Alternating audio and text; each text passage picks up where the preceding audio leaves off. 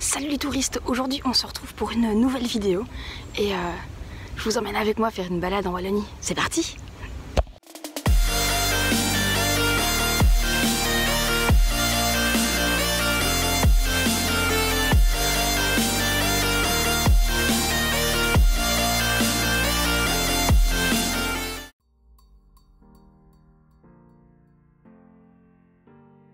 Salut tout le monde, j'espère que vous allez bien. Aujourd'hui on se retrouve pour un nouvel épisode de Que visiter en Belgique.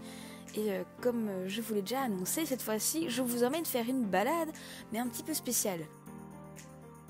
Bon ok, vous voyez bien qu'il fait pas très beau, mais vous allez voir, ça va quand même être sympa. Alors pour commencer, nous allons nous rendre à Beauvechain. Alors Beauvechain, c'est une commune située dans le Brabant wallon qui se trouve pas très loin de Bruxelles et au final pas très loin de la frontière linguistique non plus. On reste toujours dans le Brabant wallon, mais voilà, pas très loin de la frontière néerlandophone. Alors Beauvechain, c'est une toute petite commune. Alors je vous ai un petit peu filmé les alentours avant de me balader. J'ai été me perdre un petit peu sur la place communale. Et ce qui était pas mal en fait quand je me suis baladée à Beauvechain, c'est qu'il y avait à chaque fois des petits écriteaux. Vous allez me dire que je suis un peu fan des écriteaux parce qu'à chaque fois je les montre, hein, mais moi je sais pas, je trouve ça assez sympa d'avoir des explications sur les endroits qu'on visite au final. Parce que on n'a pas forcément tous des smartphones ou on n'a peut-être pas tous de la 3G ou de la 4G quand on se balade. Donc du coup je trouve ça plutôt pas mal d'avoir des informations quand on vagabonde un peu comme ça.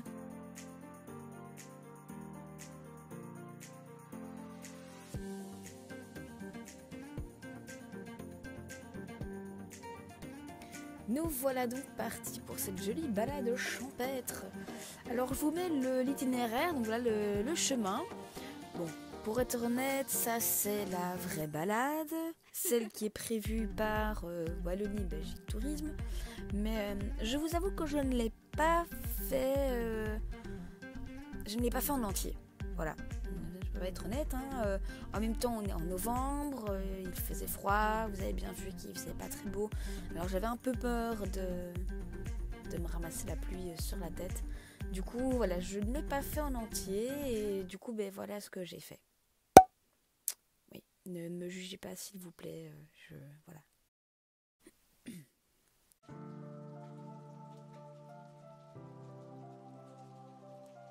Mais sinon, mis à part le froid, c'est vraiment agréable de se balader comme ça dans les champs, de se retrouver tout seul au milieu de nulle part, un peu comme ça.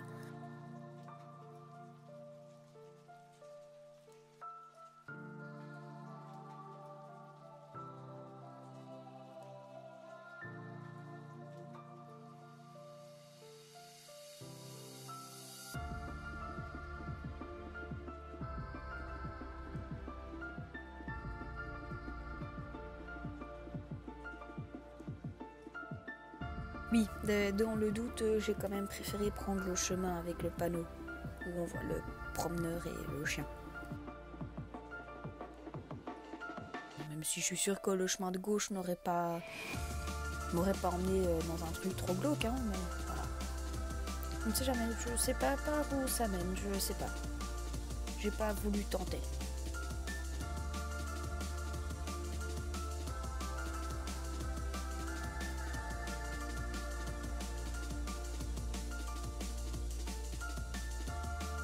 Bon, vous avez vu que j'ai choisi de faire une petite partie seulement de la balade sur tout le tour qui est proposé de base. Mais j'imagine que vous vous demandez sûrement pourquoi j'ai choisi cette partie-là et pas l'autre. Ou pas en fait, hein, je sais pas, j'en sais rien, je suis pas dans votre tête, mais on va partir du principe que vous vous posez cette question, ok ?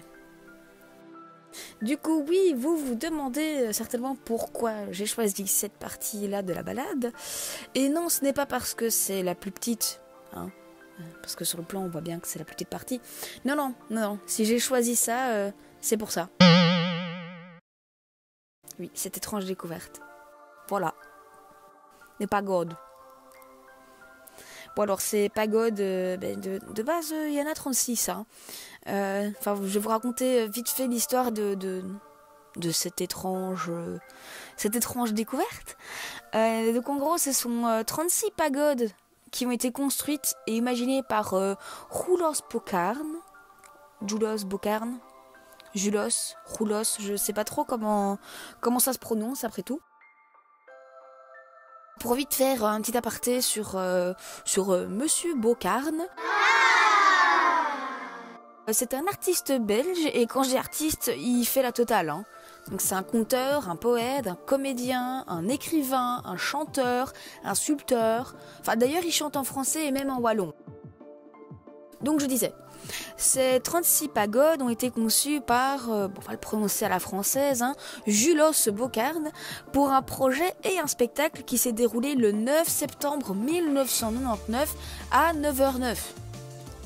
Alors oui, vous avez compris que le chiffre 9 était au centre de cet événement, hein, parce que 36 pagodes, 3 plus 6 égale 9, ça s'est passé le 9e jour, du 9e mois, à 9h09, enfin bref, vous avez compris un peu le délire de Julos. Ça n'empêche en tout cas que c'est très particulier d'aller voir ça. En plus, c'est juste en face d'une ferme.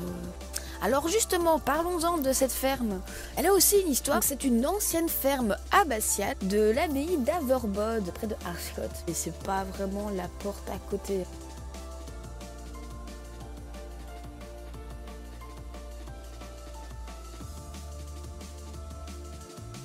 Alors je sais que je triche, je reprends la voiture pour vous emmener voir un autre endroit.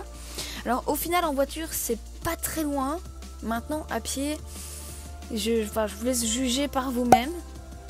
Mais ça a l'air, voilà, ça fait une sacrée trotte quoi.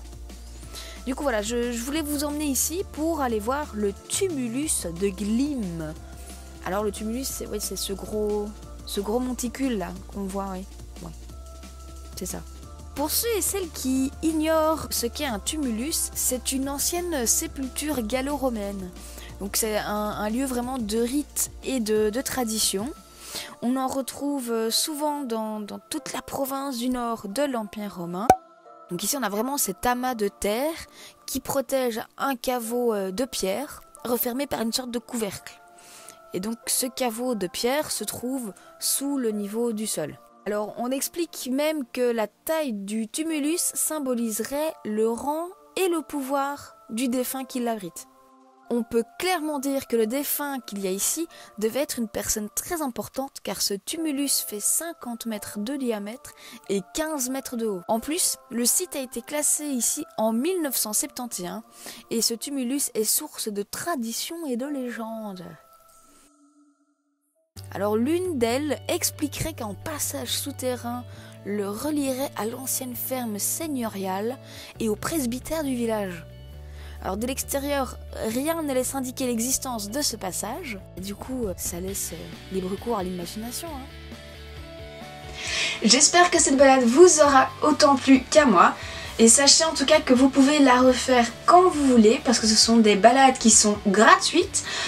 J'en ai pas parlé aussi mais on a vu un petit moment dans la vidéo, il y a des balises qui sont là aussi. Donc vous pouvez vraiment faire ces balades là même si vous ne connaissez pas la région. Alors pour avoir toutes les informations nécessaires pour pouvoir les faire, il suffit de vous rendre sur le site de Wallonie Belgique Tourisme. Donc je mettrai le lien dans la description. Sachez en tout cas que vous allez retrouver toutes les informations qu'il faut, que ce soit sur cette balade à Beauvechain ou alors sur toutes les autres balades qui sont disponibles en Wallonie. Donc vous allez retrouver une carte avec différentes balades possibles et toutes les informations par rapport aux itinéraires, à ce que vous allez pouvoir retrouver là-bas. C'est vraiment sur ce site que je me suis inspirée pour cette nouvelle vidéo. Donc n'hésitez pas, il y a plein de nouveaux endroits à découvrir rien qu'en visitant ce site-là. Pour être honnête, j'adore me balader, donc du coup je ferai certainement d'autres vidéos dans ce style-là. N'hésitez pas non plus à me donner vos commentaires, à donner vos retours, ce que vous aimeriez voir en plus dans ce format de vidéo. Donc voilà, n'hésitez pas à partager vos envies, vos idées, puis voilà, surtout vos idées, si jamais vous avez des endroits à me faire découvrir, des endroits où on peut se balader, voilà. N'hésitez pas, partagez-moi tout ça, parce que voilà, le tourisme c'est aussi ça, c'est le partage entre nous. Avant de vous laisser, n'oubliez pas de mettre un pouce sur la vidéo pour ainsi continuer à me soutenir dans ce projet. N'oubliez pas non plus de vous abonner à ma chaîne, comme ça vous aurez une notification dès que je publie une nouvelle vidéo. Et puis je suis aussi sur Instagram, donc n'hésitez pas à me suivre, parce que je suis active tous les jours. Donc voilà, je vous dis à la semaine prochaine, salut!